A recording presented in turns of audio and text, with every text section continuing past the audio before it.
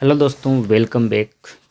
आज की क्लास में आपका स्वागत है और हम स्टार्ट कर रहे हैं teaching learning and the school, शिक्षण अधिगम एवं विद्यालय। आप इस क्लास में पहली बार आए तो चैनल को ज़रूर सब्सक्राइब कर लें, सब्सक्राइब ज़रूर कर लें। बढ़ते हैं आगे क्लास में और फर्स्ट क्वेश्चन दे के सब्सक्राइब जरूर कर लें इस क्लास को। प्रश्न नंबर 56, प्राथमिक विद्यालय शिक्षक को अपने विद्यार्थियों को अभिप्रेरित करने के लिए निम्नलिखित में से किस रणनीति को अपनाना चाहिए। प्रत्येक गतिविधियों के प्रेरक के रूप में प्रोत्साहन, पुरस्कार, दंड का उपयोग करना, बच्चों को उनकी रुचियों के अनुसार अपने लक्ष्य निर्धारित करना, उन्हें पाने के उद्यम में सहायता करना, पूरी कक्षा के लिए मानक लक्ष्य निर्धारित करना, उनकी उपलब्धि के आकलन के लिए कठोर मापदंड निर्धारित करना। ये नहीं होगा कठोर मापदंड। प्रत्येक विद्यार्थी में अंक लाने के लिए स्पर्धा को प्रोत्साहित करना। तो इसमें हमारा राइट ऑप्शन हो जाएगा। देखा जाए तो ये दंड वाला नहीं चलेगा, ये कठोर मापदंड भी नहीं चलेगा, दो तो हट गए। अंक प्रतिस्पर्धा ये भी नहीं चलेगी। तो अब कौन सा बचा हमारा? बी ऑप्शन राइट बचा। तो प्राथमिक शिक्षा को अपनी शिक्षा को अभिप्रेरित करने के लिए हमें उनकी रुचि के अनुसार अपने लक्ष्य निर्धारित करनी चाहिए। आगे बढ़ते हैं नेक्स्ट क्वेश्चन में। NCTE का पूर्ण रूप क्या है? हर बार रिपीट होने वाले क्वेश्चन आते हैं और आपको पता है NCTE का मुख्यालय कहाँ स्थित है? वह नई दिल्ली में है और इसकी स्थापना 1995 में हुई। NCTE की स्थापना 1995 में हुई।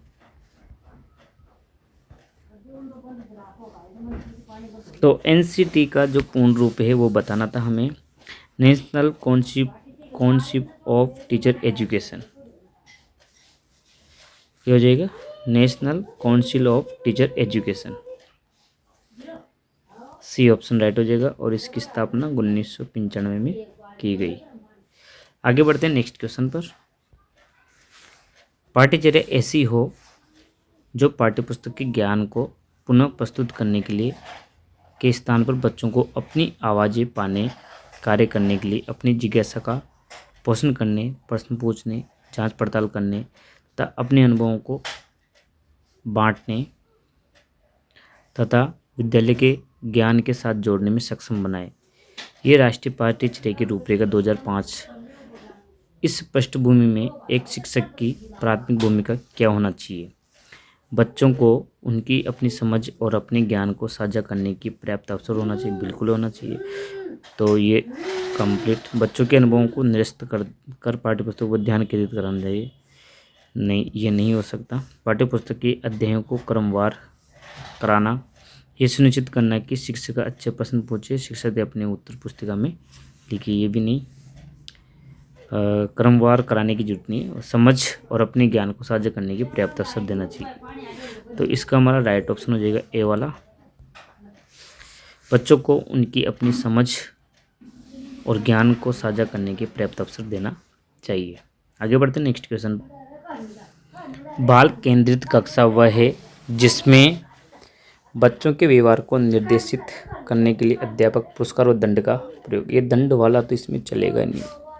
अध्यापक लचीला है, प्रत्येक बच्चे की व्यक्तिगत आवश्यकता को पूरा करता है, ये बिल्कुल सही माना जाए।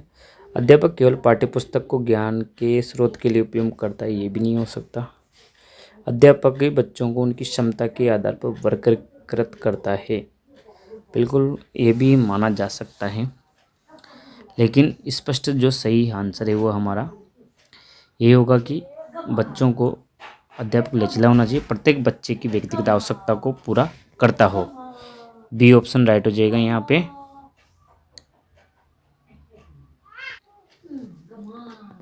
निचली कक्षाओं में शिक्षण की खेल पद्धति मूल रूप से आधारित है शारीरिक शिक्षा कार्यक्रमों के सिद्धांतों पर, शिक्षण पद्धतियों के सिद्धांतों पर, विकास एवं वृद्धि के मनोवैज्ञानिक सिद्धांतों पर, शिक्षण के समाजशास्त्री सिद्धांत पर। जो शिक्षण की खेल पद्धति मूल रूप से आधारित होती है वह बच्चों के विकास और वृद्धि के मनोवैज्ञानिक सिद्धांतों पर, यानी कि इसका हमारा जो राइट ऑप्शन हो जाएगा वो सी वाला हो जाएगा, विकास एवं वृद्धि के मनोवैज्ञानिक सिद्धांतों पर। आगे बढ़ते हैं नेक्स्ट क्वेश्चन पे। 61 वाला क्वेश्चन देखिए। अगला क्वेश्चन है हमारा, समेकित शिक्षा इंगित करती है, जैसे समावित शिक्षा वैसे समेकित शिक्षा एक ही है, सभी बच्चों के लिए एक समान शिक्षण। बिल्कुल। सामान्य समेकित शिक्षा में सामान्य बच्चों भिन्न रूप से योग्य बच्चों के लिए एक ही स्कूल, सामान्य बच्चों में भिन्न रूप से योग्य बच्चों के लिए पृथक स्कूल। पृथक तो नहीं कर सकते। सामान्य बच्चों में भिन्न रूप से योग्य बच्चों के लिए एक समान सुविधा। बिल्कुल ये भी हो सकता है, लेकिन इसमें जो सही और स्पष्ट आंसर कौन सा होगा, एक समान शिक्षण विधि से पढ़ा ही नहीं सकते उन बच्चों को, अलग अलग शिक्षण विधि का इस्तेमाल करना पड़ेगा। भिन्न रूप से योग्य बच्चों के लिए एक समान सुविधा नहीं दी जा सकती। विकलांग बालक है तो उसको अलग सुविधा देना पड़ेगा। तो इसका सही आंसर क्या हो जाएगा हमारा, बी ऑप्शन हो जाएगा। सामान्य बच्चों और भिन्न रूप से योग्य बच्चों के लिए एक स्कूल हो सकता है समय की शिक्षा में। आगे बढ़ते हैं नेक्स्ट क्वेश्चन। मान लीजिए आप विद्यालय शिक्षा बोर्ड के अध्यक्ष हैं। आप अपने अधिकार क्षेत्र के अंतर्गत आने वाली विद्यालयों की शिक्षा की संपूर्ण गुणवत्ता को सुधार के लिए क्या योजना बनाएंगे। इस प्रकार का प्रश्न एक उदाहरण है। निम्न स्तरीय अभिसारी नहीं, अभिसारी का मतलब एक ही केंद्र पे स्थित होना। निम्न स्तरीय अपसारी, अपसारी का मतलब फैलाव, ऐसे फैलाव अलग अलग केंद्र पे, तो ये भी नहीं होगा। उच्च स्तरीय अभिसारी या उच्च स्तरीय अभिसारी, यानी कि उसका लेवल उच्च स्तर का होना चाहिए और अपसारी चिंतन का होना चाहिए, जो सभी दिशाओं में ज़्यादा हो, यानी कि सभी स्कूलों का विकास किया जा सके। उच्च स्तरीय अभिसारी चिंतन होना चाहिए उसके अंतर्गत। तो हमारा डी ऑप्शन राइट हो जाएगा इसमें। अगले नेक्स्ट क्वेश्चन पर चलते हैं। बच्चों के सीखने की प्रक्रिया में प्रगति तब हो सकती है जब हम उसकी प्रगति की नियमित रूप से जांच करें। ये बिल्कुल माना जाए, नियमित रूप से जांच भी करना है। बच्चों की प्रगति को नियमित रूप से जांचने के साथ साथ सुधारात्मक कदम भी उठाएं। ये थोड़ा ज़्यादा स्पष्ट है। बच्चों को नियमित रूप से गृह कार्य दें, ये भी सही है। बच्चों के लिए नियमित रूप से गतिविधियाँ आयोजित कराएं, ये भी लगभग सही है। तो अब सही और सटीक इसका आंसर क्या होगा, वैसे चारों ही ऑप्शन लगभग लग रहे हैं। अगर हमें उनकी प्रगति के बारे में आगे जानना है तो हमें बच्चों की प्रगति का नियमित रूप से जांच करना चाहिए, साथ के साथ उसका सुधार भी करना चाहिए। जो गलती कर रहा है बच्चा उसकी सुधार भी होना चाहिए। तो ये वाला ऑप्शन सही हो जाएगा, बी वाला। आगे बढ़ते हैं नेक्स्ट क्वेश्चन पर। Question number 64। शिक्षा का अधिकार अधिनियम 2009 में निर्दिष्ट किया गया है कि कक्षा 1 से 5 तक के यदि प्रवेश किए गए विद्यार्थियों की संख्या 200 से अधिक है तो विद्यार्थी और अध्यापक में अनुपात क्या होगा। कौन सा अनुपात रहना चाहिए,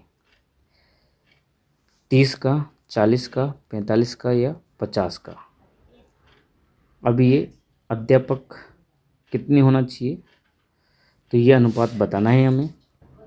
तो इसका हमारा जो ऑप्शन हो जाएगा, 200 से अधिक विद्यार्थी है तो हमें इसमें अनुपात 40 स्टूडेंट पे एक टीचर का रखना होगा, अन्यथा 30 पे चलता है। कम बच्चे हैं तो 30 पे एक टीचर चलता है, 30 के ऊपर होने के बाद में 2 बच्चे चलते हैं। तो ये वाला मान्य हो जाएगा इसमें। आगे बढ़ते हैं नेक्स्ट क्वेश्चन पर। किसी प्रगतिशील कक्षा की व्यवस्था में शिक्षक एक ऐसे वातावरण को उपलब्ध कराकर अधिगम को सुगम बनाता है जो हो नियामक, समावेशन को हतोत्साहित करता है, ये तो होगा ही नहीं, आवृत्ति को बढ़ावा देता है, खोज को प्रोत्साहन देता है। तो सुगम शिक्षक एक ऐसे वातावरण को उपलब्ध कराता है जो क्या करता है, तो इसमें हमारा राइट ऑप्शन हो जाएगा डी, खोज को प्रोत्साहित करता है। आवृत्ति को बढ़ावा देता है ये नहीं हो सकता इसमें, तो खोज होना चाहिए। आगे बढ़ते हैं नेक्स्ट क्वेश्चन पर। बच्चों का विद्यालय में असफल होने का क्या है कारण। साबित करता है कि इन बच्चों में आनुवांशिक पैदाइशी कमियां हैं, उन्हें विद्यालय से निकाल देना चाहिए, ये ऐसा कार्य नहीं करना चाहिए। सूचित करता है कि अभिभावकों में अपने बच्चों के अधिगम में सहायता करने का सामर्थ्य नहीं है। ये भी नहीं हो सकता, सभी ऐसे अभिभावक नहीं होते हैं जो सामर्थ्य नहीं होता है। प्रस्तावित करता है कि वंचित पृष्ठभूमि वाले बच्चों में अधिगम का सामर्थ्य नहीं होता है, ऐसा भी नहीं। निर्दिष्ट करता है कि विद्यालय इन बच्चों की आवश्यकताओं और रुचियों की पूर्ति करने में समर्थ नहीं है, तभी तो असफल हो रहे हैं बच्चे। असफल होने का कारण क्या है कि विद्यालय उनकी जो आवश्यकताएं हैं और रुचियां हैं उनको पूरा नहीं कर पा रहा है। तो यही ऑप्शन हो जाएगा, यानी कि बच्चों के ऊपर हम थोप नहीं सकते कि आप में ये काम करने की इच्छा नहीं है या आप इस स्थिति से आए हो तो हमें ऐसा नहीं करना है। ये हमारी खुद की कमजोरी है कि वो असफल हो रहे हैं। आगे बढ़ते हैं नेक्स्ट क्वेश्चन पर। अगला क्वेश्चन है हमारा, एक कक्षा में अध्यापिका अपने शिक्षा शास्त्र व आकलन की विधियों को विद्यार्थियों की व्यक्तिगत ज़रूरतों के अनुसार परिवर्तित करती है। जैसा बच्चा सीखना चाहता है उसी प्रकार वह सिखाना चाहती है। तो ये क्या है? पाठ्य पुस्तक केंद्रित, व्यवहारवादी, अध्यापक केंद्रित या प्रगतिशील। तो जैसे जैसे बच्चा सीखता जा रहा है उनकी ज़रूरतों के अनुसार वह सिखाती जा रही है। तो ये पाठ्य पुस्तक केंद्रित तो होगा नहीं, व्यवहार जरूर हो सकता है, अध्यापक केंद्रित भी नहीं है, बच्चा केंद्रित है। तो वो क्या होगा? अब दो बचे, व्यवहारवादी, व्यवहार जो व्यवहार कर रहा है उसके अनुसार वो पढ़ा रहा है, बिल्कुल ये भी हो सकता है। तो इसका जो सही और स्पष्ट आंसर हो जाएगा मतलब प्रगतिशील, उसकी जो बच्चा कैसे सीख रहा है उसकी प्रगति हो रही है के अनुसार ही वो उनको पूरा कर रहा है। तो इसमें डी ऑप्शन राइट हो जाएगा हमारा। आगे बढ़ते हैं नेक्स्ट क्वेश्चन। विद्यालय आधारित आकलन प्रारंभ किया गया था ताकि राष्ट्र में विद्यालय शिक्षा संगठनों यानी कि बोर्ड्स की शक्ति का विकेंद्रीकरण किया जा सके, सभी विद्यार्थियों के संपूर्ण विकास को निश्चित किया जा सके, विद्यार्थियों की उन्नति की बेहतर व्याख्या के लिए उनकी सभी गतिविधियों को नियमित अभिलेखन हेतु अध्यापकों को अभिप्रेरित किया जा सके, या विद्यालय अपने क्षेत्रों में विद्यमान अन्य विभिन्न विद्यालयों की तुलना में प्रतियोगिता द्वारा अपनी विशेषता का प्रदर्शन करने हेतु अभिप्रेरित हो सके। ऐसा नहीं हो सकता।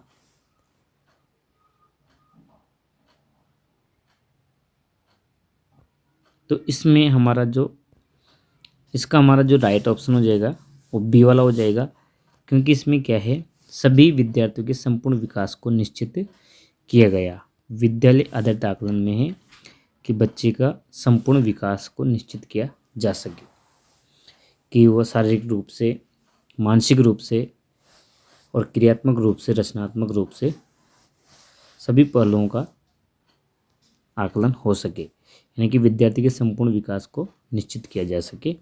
तो इसका सही आंसर हो जाएगा बी वाला। आगे बढ़ते हैं नेक्स्ट क्वेश्चन। शिक्षा की किंडरगार्टन पद्धति का प्रतिपादन किसके द्वारा किया गया? किंडरगार्टन पद्धति ये फ्रोवेल के द्वारा दी गई, मॉन्टेसरी के द्वारा खेल खिलौना विधि दी गई, खेल खिलौना मोरियो मॉन्टेसरी पद्धति खेल खिलौना दी गई। आगे बढ़ते हैं नेक्स्ट क्वेश्चन पे चलते हैं, 70वें क्वेश्चन पे। शिक्षण के क्षेत्र में 6ES शिक्षण रणनीति में कौन सा सम्मिलित है? संलग्न, अन्वेषण, मूल्यांकन, ये सभी। जो शिक्षण की जो 6ES पद्धति है उसमें संलग्न भी आता है, अन्वेषण भी आता है, मूल्यांकन भी आता है और ये डी। तो इसका जो हमारा राइट ऑप्शन हो जाएगा डी वाला हो जाएगा। तीनों ही पद इसमें सम्मिलित हैं। आगे बढ़ते हैं नेक्स्ट क्वेश्चन पर। परामर्श का उद्देश्य होता है बच्चों के समझना, बच्चे की कमियों का कारणों का पता लगाना, बच्चे का समायोजन में सहायता प्रदान करना। उपयुक्त सभी हो जाएगा इसमें। परामर्श का उद्देश्य होता है कि बच्चों को समझना चाहिए, उनकी कमियों का पता लगाना चाहिए, समायोजन में सहायता प्रदान करना चाहिए और ये सभी कार्य करना चाहिए एक अध्यापक को। आगे बढ़ते नेक्स्ट क्वेश्चन।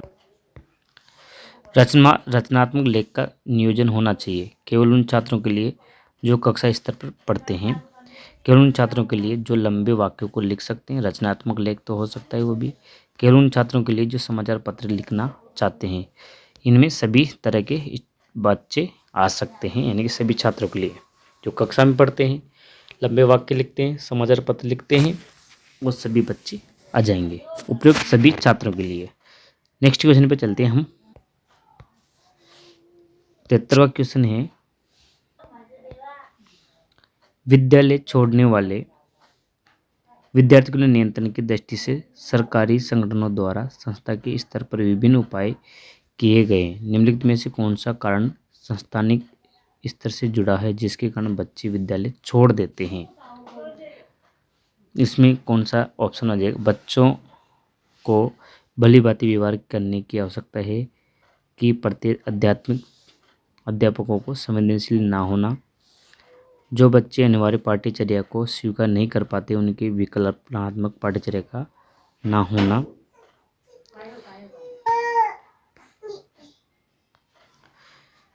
विद्यालय में श्यामपट्ट शौचालय जैसी आधारभूत सुविधाओं का अभाव।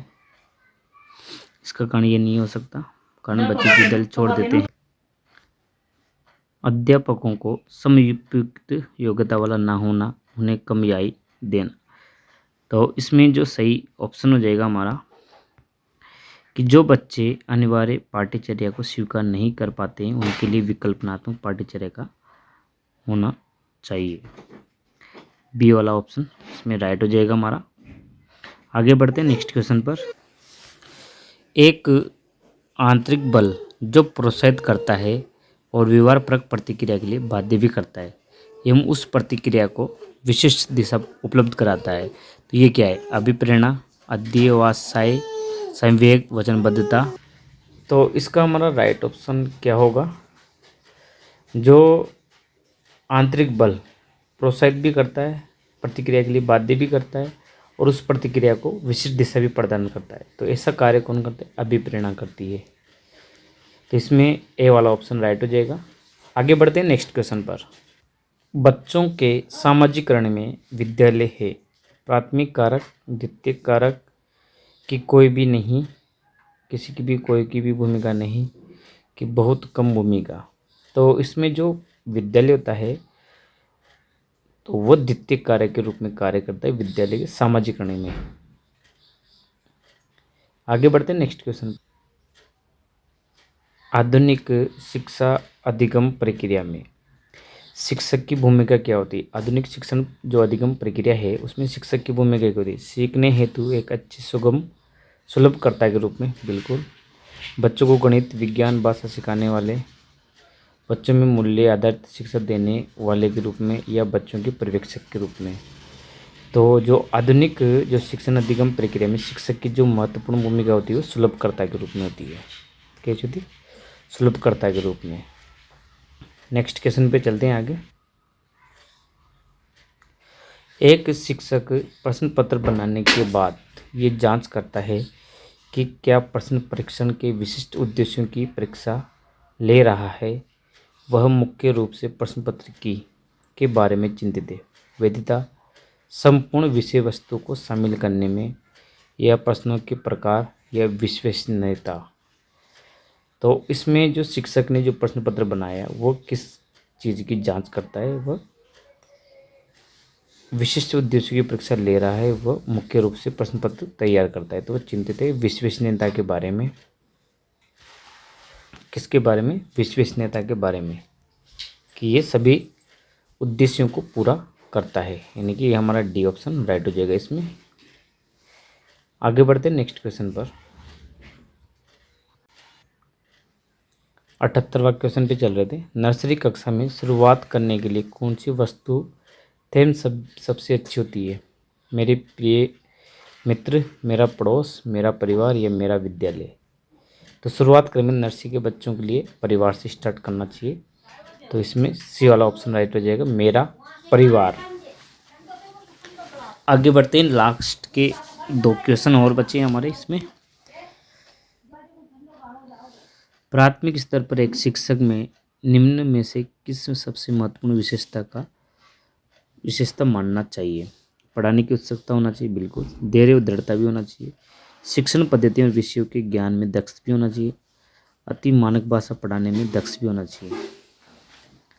अति मानक भाषा दक्ष पढ़ाने से कोई मतलब नहीं। शिक्षण पद्धतियों और विषय के ज्ञान, ये भी बिल्कुल सही है। उससे धैर्य और दृढ़ता से पढ़ाना चाहिए, ये जरूर है। ये नहीं कि क्रोधित होना चाहिए उसको। इसमें बी ऑप्शन राइट हो जाएगा इसका। और इस क्लास का लास्ट क्वेश्चन है हमारा 80। शिक्षण का सत्तावादी स्तर है। शिक्षण का सत्तावादी स्तर होता है शिक्षक केंद्रित, छात्र केंद्रित, प्रधानाध्यापक केंद्रित या अनुभव केंद्रित। तो इसका हमारा राइट ऑप्शन क्या होगा? एक बार लाइक और सब्सक्राइब भी जरूर कर दे। तो इसका आंसर बताते हैं। लास्ट क्वेश्चन है ये इसका। तो इसका हमारा राइट ऑप्शन हो जाएगा ए वाला। शिक्षक केंद्रित वही स्तर होता है जो सत्तावादी होता है, जिसमें शिक्षक ही अपना सारा संपूर्ण कार्य करता है। ये थी आज की क्लास। फिर मिलते हैं नेक्स्ट वीडियो में ऐसी नई क्लास के साथ। Thank you for watching. मिलते हैं ऐसी नई वीडियो के साथ। Thank you for watching. और इस सीरीज के साथ जुड़े रहिए मित्रों। जब तक एक दूसरे की मदद करते रहेंगे तब तक कोई भी नहीं गिरेगा, चाहे व्यापार हो, परिवार हो या फिर समाज। ये था हमारा आज का motivational code. Thank you for watching. Subscribe करना ना भूलें।